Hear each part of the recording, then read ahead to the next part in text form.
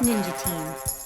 Most American viewers probably received their first exposure to this team of 5 orphans through Battle of the Planets in late 1978. But Battle of the Planets was merely the final product of a skillful and delicate translation of a previously existing Japanese program called Science Ninja Team Gatchaman. Everything began in 1932, when Tatsuo Yoshida was born in Kyoto, Japan. He was the eldest of 3 brothers, the next being Kenji, and the youngest, Toyoharu. While his father served time in the Japanese army, Tatsuo and his brothers lived with their mother through World War II and the American occupation of Japan. The 3 youngsters were in frequent contact with the American soldiers and their foreign culture. Most important to their future careers was the influence of early American comic books. The GIs would freely distribute these among the Japanese children when they were finished reading them. The Yoshidas were avid readers of Superman and other heroic tales. Even if they couldn't understand the language, the pictures and art style of the books captured their imagination and attention. While looking through these books, the children naturally began trying to draw pictures of their new heroes. Tatsuo and Toyoharu quickly realized they had a real talent for illustration. Tatsuo took advantage of this newfound ability to illustrate pictures to help bring in extra money for his family. In 1954, newly married and just into his 20s, Tatsuo decided that to proceed with his ambitions, he would have to move to the Japanese capital city of Tokyo. Mass-produced manga, the Japanese version of comic books, were just beginning to come into their own, and Tokyo was the place to be for their creation and production. Soon after arriving in Tokyo in September of 1954, Tatsuo landed a job at the Akita Shoten publishing house, working on the wrestling manga Iron Arm Rikiya, which ran in the Boys and Girls Adventure King monthly manga digest. Work was steady and demanding, and near the end of his Rikiya run in December 1957, Tatsuo looked for help from his 2 brothers. At a mere 17 years old, Toyoharu moved to Tokyo to help work on art and other production tasks. Middle brother Kenji also came on board, but worked in a more behind-the-scenes capacity. Toyoharu, who now worked exclusively under the pen name Ippei Kuri, so as not to be confused with his brother, was not only able to help with Tatsuo's tough schedule, but was asked to begin illustrating stories on his own. The manga illustration business kept Tatsuo, Kenji, and Ippei very busy, and they tackled over 40 different titles between 1957 and 1962 alone. Perhaps one of Tatsuo's most satisfying projects was the chance to illustrate the official Japanese version of one of his early heroes, Superman. He worked on the Superman comic for publishing house Shonen Gahosha from September 1959 through October 1960. By 1960, Tatsuo was cutting back on his illustration projects and becoming increasingly involved in the creation and coordination of manga production.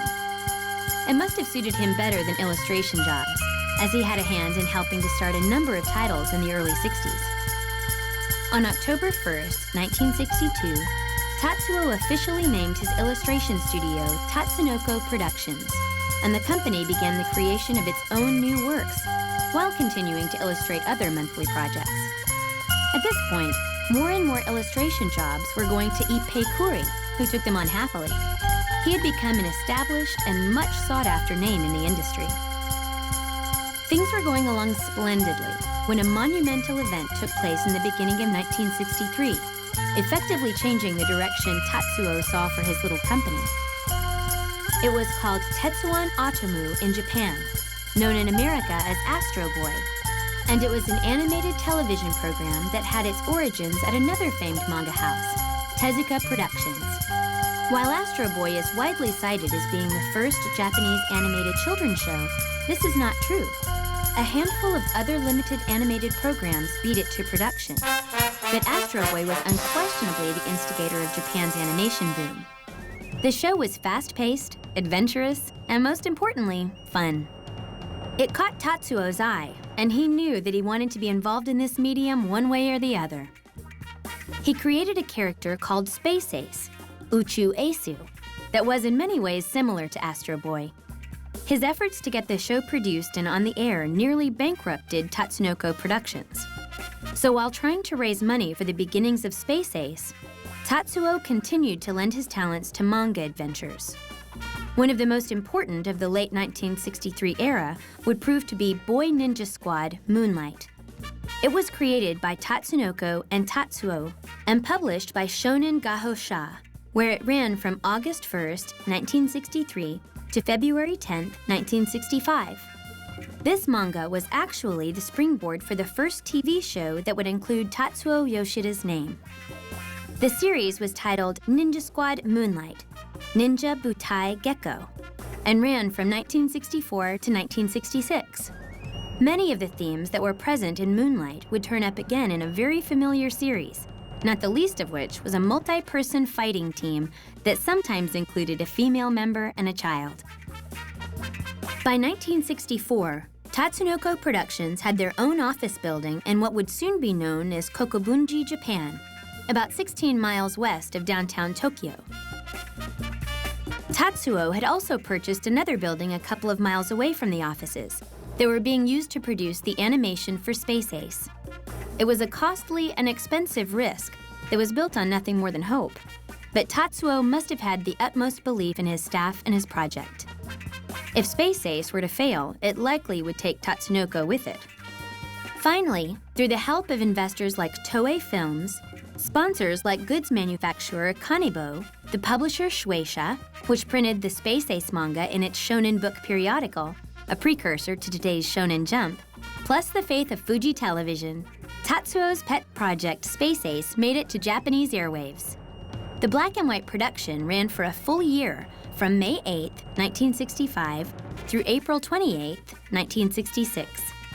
Space Ace was a certified hit, and it cemented a relationship between Tatsunoko Productions and Fuji Television that led to many more animated programs being developed.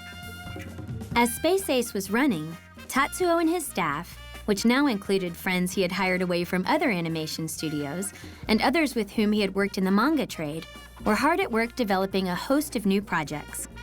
It was decided that no matter what, the next production would be in full color. Despite their newfound excitement for animation, the manga department of now independent Tatsunoko Productions continued to thrive. Tatsuo was still at the creative helm, but he was leaving more and more of the day-to-day illustration and production of the titles up to his staff. His most notable manga project during this period was the illustration of what would soon become Tatsunoko's next animated program, Mach Go Go Go, or Speed Racer in America. The manga was published by Shueisha around the time of the animated series run. Important differences were to be found between Space Ace and Speed Racer, however. The first series was more squarely aimed at young children, and it was mostly lighthearted. Speed Racer was pure adventure and excitement. Its very premise of a race car driver squaring off against evil forces meant that the viewer was in for a good dose of excitement each week.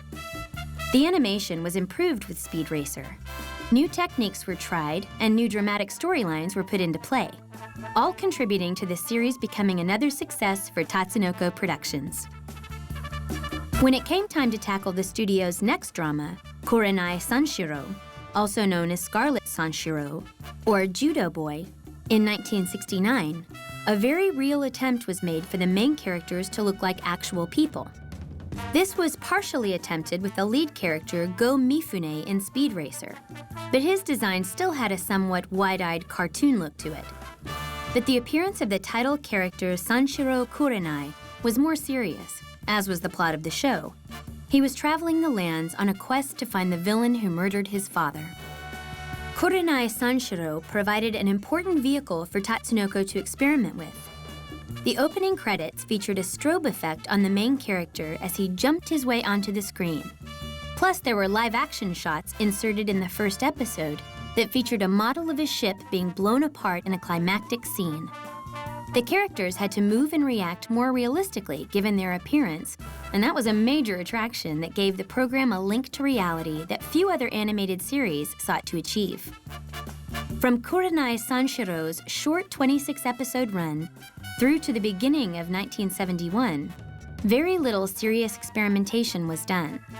But early 1971 saw the appearance of Decision, also known as Animentary, The Decision, a serious and gritty look at World War II from the Japanese perspective.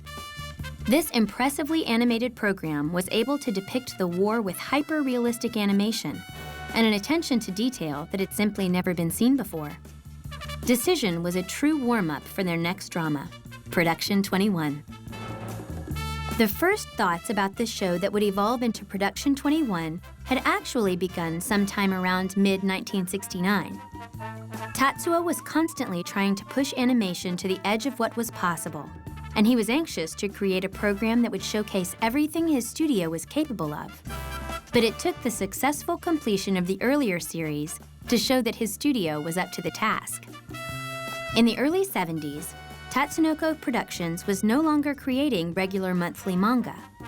The titles that they did put out tended to be adaptations of their own original works and appeared in magazines that their sponsor companies published. But as their manga work decreased, Tatsunoko's animated works were becoming more detailed and sophisticated. Their audience of youngsters was also growing up, and Tatsuo wanted to have a show that appealed to an older age group. Ippei Kuri remembers, "When we made up our minds about it, planning was started about 10 months before it went on the air. Then the production started about 3 or 4 months before."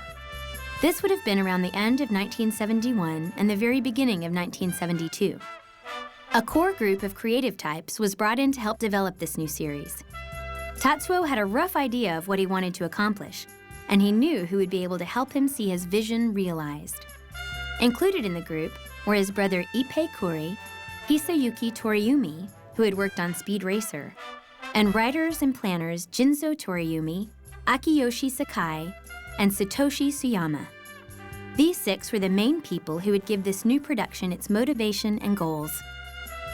Tatsuo's initial idea was for a mechanical action-type show, possibly in the same vein as Tezuka Productions' Tetsujin Nijuhachi Go, called Gigantor in America. But he also began to toy with the idea of exploring the relationship between mankind and science in a more realistic style. Ippei Kuri recalls, "At one of the manga publishers where we worked, the most popular story was one about a ninja adventure. So we came up with the idea of joining ninja with science to create something new." Also, Ippei and Tatsuo's love for their American superhero comics had not diminished, and they desired to bring something similar to the youngsters of Japan. Their ninjas, for it was decided from the very beginning that the show would focus on a team of heroes rather than an individual, would be in bright, colorful, heroic costumes. They'd be larger than life, and so would their adventures. The 3 main planners of the series, Toriumi, Sakai, and Suyama, went away for a secluded weekend at a countryside inn so that they could focus on their planning.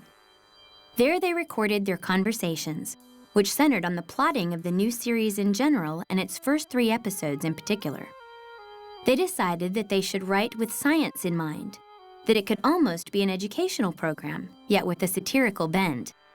Jinzo Toriumi was particularly in favor of the evil in the show almost appearing as its own character, a relentless force from space, with the only good people being the 5 heroes. Other important concepts were hashed out in these initial discussions, including the attention to the problems of pollution in Japan at the time. A few franchises like Godzilla vs. Megalon in particular, had tackled stories about the evils of pollution, as it was very much on the minds of people in Japan. Tatsuo and his staff thought it would be a good way to help tie in the scientific aspects they wanted to focus on. Their good guys would be using scientific discoveries and advancements for the benefit of mankind, while their enemies would use the same knowledge for evil and destruction. It would be a program that would show how technology must be used with caution and discretion. A pretty weighty subject as an underlying message for a children's adventure show. To ensure scientific realism, or at least plausibility with the material, math teacher Rei Kozumi was brought in to act as the show's science fiction consultant. It was his job to come up with scientific explanations for the technologies that would make them possible. He had a background in theoretical science and was featured in early publications about the types of technology the future might bring. So he was a perfect addition to add to the show's credibility. A lot of the story and plot elements for the new show were borrowed, adapted, and updated from earlier shows. This included the team aspect from Boy Ninja Squad Moonlight, the missing relative angle from Speed Racer, the orphaned youngster of Kurenai Sanshiro, and the amazing realistic quality of animation and action from Decision. Even the comedic angle in so many of Tatsunoko's early shows would be incorporated to a degree. After these early initial discussions, Jinzo Toriumi sat down to write a treatment for the show. His first drafts called the new show Science Ninja Squad 5, and many of the names and terms and themes that would make it through to the final planning were introduced at this stage. The initial names of the 5 leads were Ken Hayabusa, Jun Shiratori, Joe Takano, Ryu Washio, and Jinpei Subakuro. Interestingly, most of these last names are closely associated with types of birds, proving that this influence was present from the beginning. The Science Ninja Squad were assisted by Dr. Kozaburo Nambu and Red Impulse, and they were hampered by a main villain named Berg Katse. At this early stage, the Science Ninja Squad was seen as a type of special police force who operated from the Phoenix headquarters. They would be dispatched whenever needed on board a special disc-shaped giant submarine that could also fly, also called the Phoenix.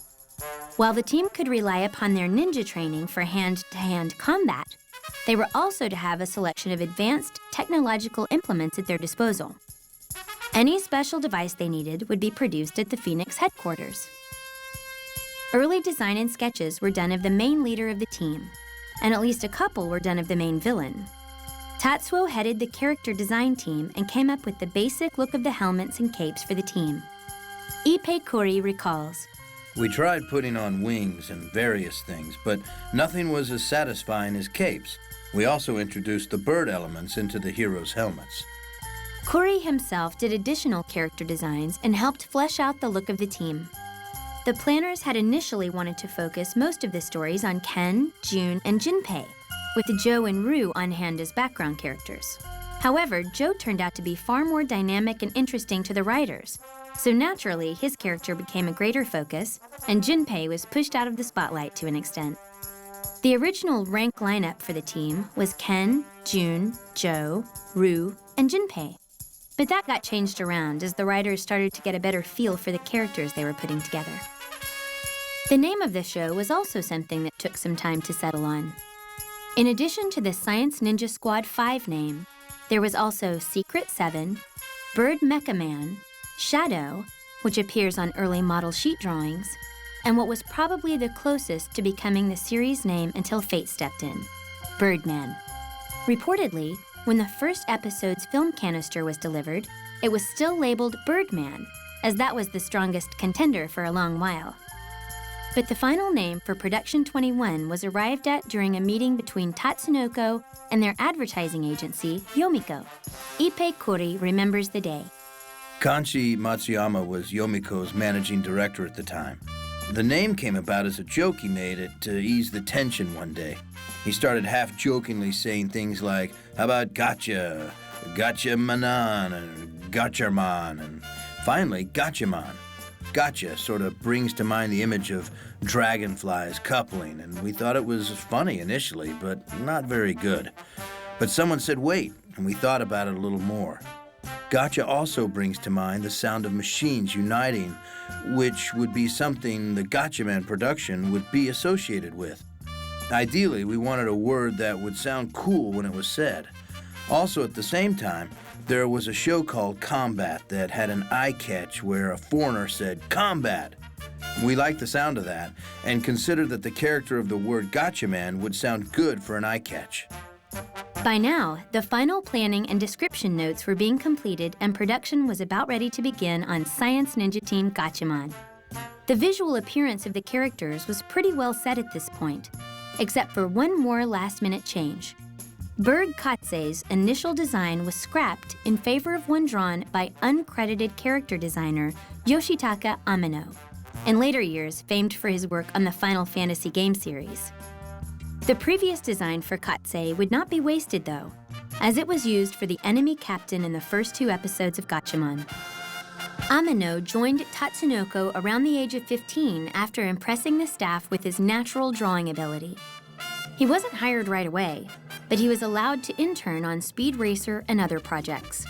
He shared a deep love of American comic books with the Yoshida brothers and kept scrapbooks of his favorite poses, which he would sketch and try to mimic.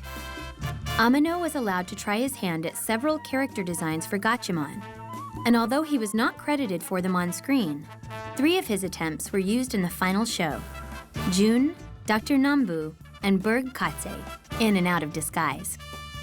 One of the other main creative personnel that Tatsuo brought in early on the project was animator Sadao Miyamoto. He had been working at Mushi Productions, where he did character designs and art direction for Ribbon no Kishi, Princess Knight, one of the first shoujo anime ever made.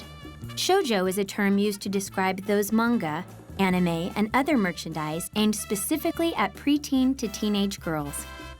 Tatsuo was able to lure him away by giving him a job at Tatsunoko Productions as an animation director. The final planning for the series laid out ideas and conventions that would make for a rousing and exciting show. Not to mention set the standard for countless live-action Sentai shows in the very near future. Sentai shows are science fiction shows that center around a team of heroes who fight evil. The Sentai genre of programming is still going on to this day, with many of the themes and ideas seemingly lifted straight from Gatchaman's example. The story features a team of 5 youngsters who each transform into special suits for combat. They each have a specific individual weapon to use. Each team member also has their own vehicle, 4 of which can also transform. When the vehicles are brought together, they have even more combat capabilities and the means to utilize a final ultimate weapon if need be. The team members' uniforms are all similar, but are rendered in distinct colors unique to each person. Gatchaman set the character archetypes as well, from the passionate and headstrong leader Ken, the nihilistic and impulsive Joe, the sensitive yet strong Jun, and the comedic and dependent Jinpei, to the big-hearted and brave Ryu.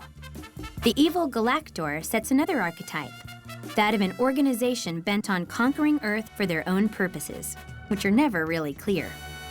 They are led by 2 main leaders, with hordes of faceless captains and soldiers that can be thrown at the ninja team members. Some of these concepts may have been around before, but it took the creators of Gatchaman to organize everything into a coherent storyline and a soon-to-be trend-setting program. Everything was prepared and ready to go.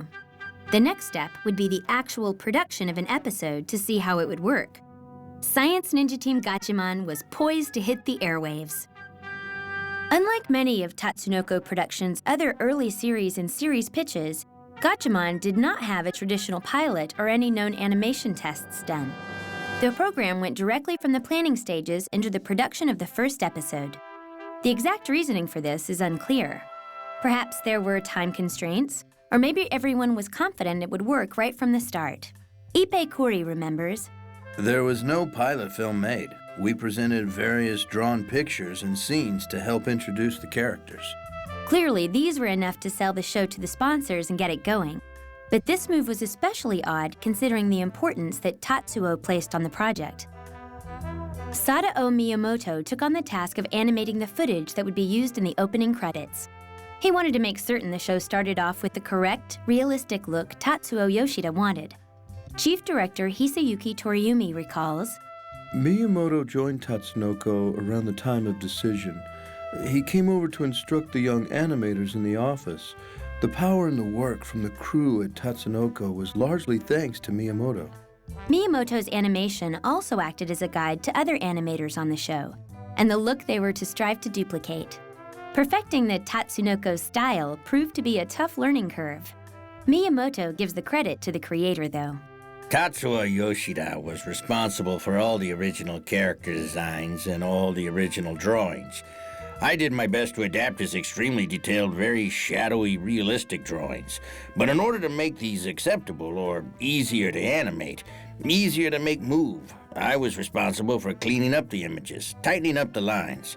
But other than that, I tried to retain as much of the original images as possible. What made Gatchaman a trend-setting animation compared to other shows in the 1970s, things like Devilman and so forth, was its realism. We worked very hard to make it a realistic show. We wanted the audience to feel as if they were taking part in what was going on in the screen. We wanted you to feel like you were right there.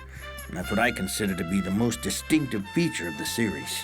The visual appearance was extremely important for Gatchaman to be successful. It was a favored production within the studio, and nearly any expense that could be spared to make the show look better was allowed. This included more production time, larger budgets, a larger staff, and a dramatic increase in the actual amount of animation that was done for the show. Ippei Kuri has stated that the animation cell count of the average Gatchaman episode ranged between 4,500 and 6,000. This was a substantial increase from the normal amount used to produce a half-hour program, which generally ranged from the mid to high 3,000s area. Sadao Miyamoto provides more detail. Basically, the corporate side of Tatsunoko was responsible for assigning the budget to the production side, as in how many cells would be allowed per episode. The average was about 5,000 or so in Gatchaman's case. Yoshida wanted it to be good, so he assigned a decent budget to it, and he approved things like, okay, you can run 7,000 cells per episode in this particular one. We did have time constraints, however, so this was not always the case. Effects were also a big part of the program. Various eye-grabbing effects from airbrushed cells to live-action plates to experimental lighting and photography techniques were refined in earlier Tatsunoko works, but used here to give Gatchaman its own identity. Sadao Miyamoto recalls, A lot of the smoke effects, the highlights on the machines, and the effects on the visors were all done by airbrush. Something else was the realism of the explosions. In other animation productions, you would see a spiky little plume coming out from the center. I wanted something more realistic and more involving, like a real explosion.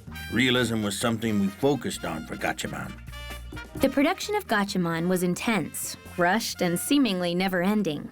Hisayuki Toriumi reflects, I looked over everything. Others would work on individual stories, but I always oversaw them.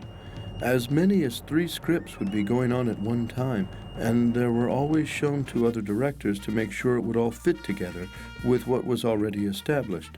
At times, I'd take over and say how I wanted to see something done. To start each episode, the director would work closely with me to establish what the episode would be about. Then we'd have the storyboards done. the time to produce a single episode took about 3 months, and the production overlapped several stories and episodes at any given time. So the staff was constantly busy for the entire time Gatchaman was on the air. Even though so much was put into the start of the series and the realism of its characters, Gatchaman's early episodes had a completely different look than it did at the end. This was partially due to the natural time it took the artists to get used to drawing the characters, but also because a stable of top-notch animators like Masami Suda and Tsuneo Ninomiya were given more opportunity to show what they could do. Both had been at the studio for a long time, but were only coming into their own at the time Gatchaman began production. A friendly rivalry developed between the two to see who could produce the most interesting and realistic scenes, which only benefited Gatchaman. Sadao Miyamoto recalls, It was difficult for a lot of the animators to work with the degree of realism this show required. However, they were motivated and very enthusiastic about it. I had a lot of high-level animators on my staff, and many of them had gone on to become very famous. A lot of it was due to their own motivation. They were very willing to put out what it took to get this thing put together. by about a third of the way through the series, Gatchaman had picked up its characteristic look, which kept getting more and more detailed as the series progressed. Not only were the animators more comfortable drawing in a realistic style, the direction by Hisayuki Toriumi was becoming more confident and cinematic. He remembers, I enjoyed Japanese films more than foreign ones, but there definitely were influential elements from things like 2001 and Planet of the Apes. There were all kinds of influences from old movies. Tatsuo encouraged all of us to see a lot of movies, and he went all the time to see what was new. Tatsuo Yoshida was swamped with work early into the Gatchaman series, and he left a lot of the decisions up to Hisayuki Toriumi. As time went on, Tatsuo made fewer and fewer changes. Toriumi recalls, After about episode 7 or 8, he would only do it if he had time. Someone would peek into his office and ask, "Want to see it?" Mostly he would correct facial expressions. Most of the higher-level staff were trusted to make the right decisions regarding the show and were left alone. Even though Gatchaman was his pride, Tatsuo ran a studio where anyone could make creative suggestions. Ippei Kuri points out, I got to have a say in things and make characters too. Everyone was trusted and the general air was very good. It really was a first-class place. Miyamoto agrees. Yoshida had a major hand in inspiring the staff to set up things. He was very good at inspiring to create this project. When Gatchaman started, there were no plans made for its end. It was simply going to stop when the sponsors, studio, and/or lack of audience decided it would. When the end of the first year approached, Tatsunoko Productions, Fuji Television, their partners, and Gatchaman fans were all looking for more. So it was decided to continue production for a time. Miyamoto recalls, There was no real planning on when things were going to start or when they were going to end. I started off working on Gatchaman as a freelancer. I figured as soon as it looked like the series was going to end that I was going somewhere else. But they got me and said, "Come here, you're not going anywhere." We were doing this for 2 years. So I was with it for 2 years. There wasn't really any long-term planning as to how long it would last. by the latter half of the series, the flat, cartoonish characters that had begun the run were gone, replaced by versions that had real depth and emotion to their appearances. Hisayuki Toriumi once said, Tatsunoko's characters depended on the delicate nuances of their faces. "The detail in the line work and facial expressions was amazing to watch, and something that directly led to the popularity of Gatchaman. The writing and the characters were also given the amount of time they needed to develop and present more interesting facts and details. Early unconnected storylines yielded to more intricate and intertwined stories that spanned large amounts of time. The length of the program allowed for many different angles to be explored, left alone, and brought back to explore or resolve again months later. For instance, it is revealed that Ken's father was missing early into the run of Gatchaman. Then, hints and teases were revealed every once in a while, until the plotline was finally settled in episodes 52 and 53. Joe mentioned that his parents were killed by Galactor agents in episode 18, and this plot was dealt with again several times until its climactic event finally took place in episode 81. While Gatchaman tended to focus on Ken and his life for the first half of the run, Joe's backstory dominated the second half.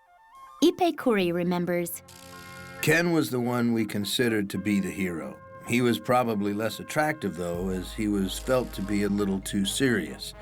But as an outlaw and a nihilist, Joe had a cool charm and was favored over the hero.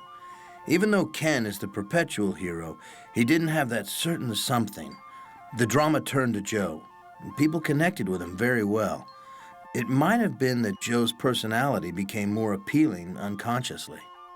the reaction to Gatchaman at the time in Japan was completely favorable. Children loved the show in the beginning, but it pulled in older viewers toward the end. The realistic style of animation and the decidedly unchildlike plots of the later stories were more than enough to capture the interest of adolescents. Being able to capture more than its intended audience was a major achievement for Tatsunoko, and one that won them even more praise and a tighter bond with their broadcast partner, Fuji Television. The final episode of Gatchaman aired on September 29, 1974, marking a stunning 105 original half-hour episodes. With a new episode every week, Gatchaman had been able to deliver and perform as Tatsuo had hoped. It would come to be a memorable show, a classic in Japanese animation which still routinely makes the list of top animated programs in the country. To this day, Gatchaman is a well-respected and remembered program, and it continues to generate public interest and reverence for Tatsunoko Productions. Even before it completed airing, Tatsunoko was already considering selling Gatchaman internationally. In March 1975, they attended the MIP, Marche Internationale du Programme, conference in Cannes, France, where they presented their work to that point for sale to any interested television producers around the world. It is generally remembered that Gatchaman was available for licensing in 1975. Whether anyone from America looked at it at that point is unknown, but certainly it was never purchased. The same holds true for the 1976 and 1977 MIP conferences, where Gatchaman went unsold again. However, Gatchaman was seen in 1977 by an American television executive. He didn't take any action at the time, but when the unforeseen and unprecedented reaction to the May theatrical release of Star Wars hit the industry, he remembered the exciting, heroic Japanese show that Tatsunoko Productions had offered. A generation of American youngsters were about to witness a revolution.